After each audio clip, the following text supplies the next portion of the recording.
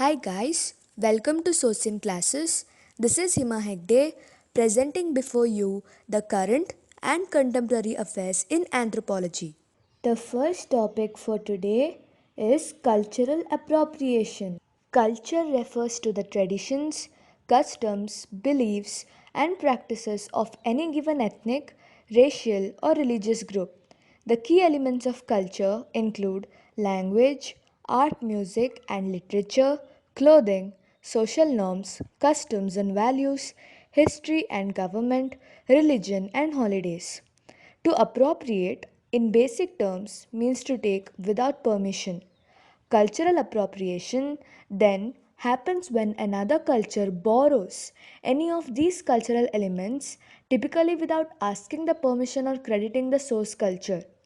Appropriation also tends to involve some misuse of cultural elements. In other words, people who appropriate generally pick and choose only the elements they consider appealing and ignore the rest, along with any important cultural context behind those elements. Take henna art or mehendi for example. Henna was originally used to help cool the hands and feet in hot climates. Mehendi ceremonies also make up an essential part of wedding traditions in the Middle East and South Asia. Traditional designs are used to symbolize prosperity, love, and health in Hindu, Sikh, and Muslim wedding ceremonies. Getting henna body art might seem harmless to appreciate something beautiful, but when you wear henna for non tradition reasons and fail to acknowledge its actual meaning and importance, you're appropriating, not appreciating. For white people, this involves doing something potentially uncomfortable work. Accepting all elements of the culture extends to recognizing how white supremacy and racism have played a part in dismantling and oppressing other cultures. A recent recipe on half baked harvest, a well known food blog, drew criticism from many followers. The recipe, originally named Weeknight Ginger Chicken Po or the Vietnamese chicken soup, presented fusion version of pho that failed to acknowledge actual elements of pho including the key ingredients, the effort and the time required to make it, or even the traditional presentation of the dish. In short, authentic pho is not an easy dish that travels from pot to bowl in an hour. While the title of the recipe has since been changed, many blog commentators feel retitling the dish falls short of an adequate response. All cultures have complexities and nuances that contribute to but go far beyond their art, clothing, and jewelry.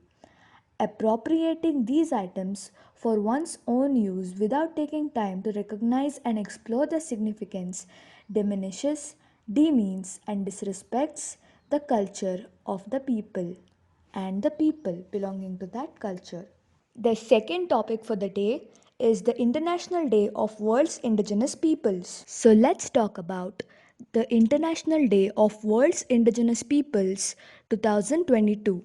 There are an estimated 476 million indigenous peoples in the world, 476 million in the world living across 90 countries. They make up less than 5% of the world's population but account for 15% of the poorest.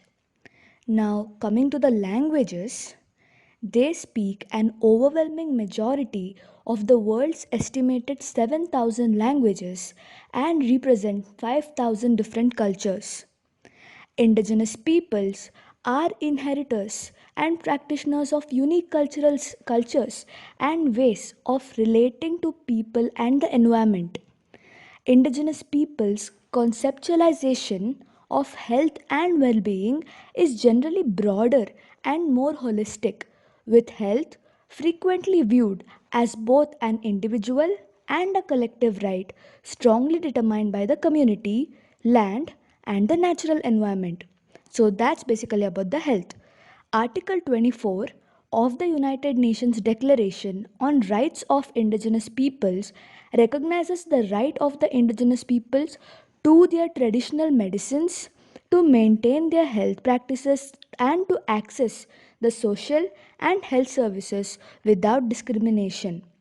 In order to raise awareness of the needs of these population groups, including their health needs, every 9th of August commemorates the International Day of the World's Indigenous Peoples, chosen in recognition of the first meeting of the UN Working Group on Indigenous Populations held in Geneva in 1982. So, moving on, the theme for this year was the role of Indigenous women in preservation and transmission of traditional knowledge. Indigenous peoples, member states, UN entities, civil society, and the public were all invited. Indigenous women are the backbone of Indigenous peoples' communities and play a crucial role in the preservation and transmission of traditional ancestral knowledge around the environment, traditional medicines, food systems, preservation of language, and cultural heritage. Now, the virtual commemoration included an interactive dialogue segment with the invited speakers, acting chief of the Indigenous Peoples Development Branch, the Secretariat of the Permanent Forum on Indigenous Issues.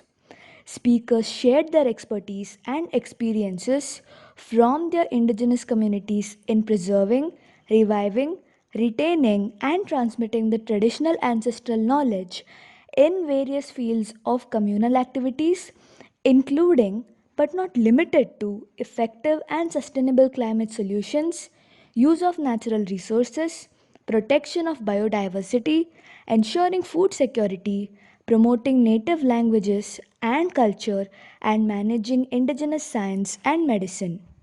The last topic for the day is childbirth complexity and cognitive abilities. Childbirth in humans is much more complex and painful than in great apes. It was long believed that this was a result of humans' larger brains and narrow dimensions of the mother's pelvis. Researchers have now used 3D simulations to show that childbirth was also a highly complex process in early hominins that gave birth to relatively small brain newborns, with important implications for the cognitive development. Bipedalism developed around 7 million years ago and dramatically reshaped the hominin pelvis into a real birth canal. Larger brains, however, didn't start to develop until 2 million years ago when the earliest species of the genus Homo emerged. The evolutionary solution to the dilemma brought about by these two conflicting evolutionary forces was to give birth to neurologically immature and helpless newborns with relatively small brains, a condition known as secondary altricial. The researchers used three-dimensional computer simulations to develop their findings. Since no fossil of newborn Australopithecines are known to exist, they simulated the birth process using different fetal head sizes to take into account the possible range of estimates. Every species has a typical ratio brain size between the newborns and the adults. Based on the ratio of non-human primates and the average brain size of adult Australopithecus, researchers calculated a mean neonatal brain size of 180 G. This would correspond to a size of 110 G in humans.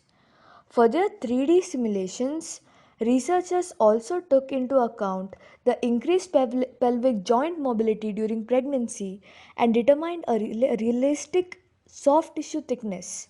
They found that only the 110G fetal head sizes pass through the pelvic inlet and midplane without difficulty, unlike the 180G and 145G sizes.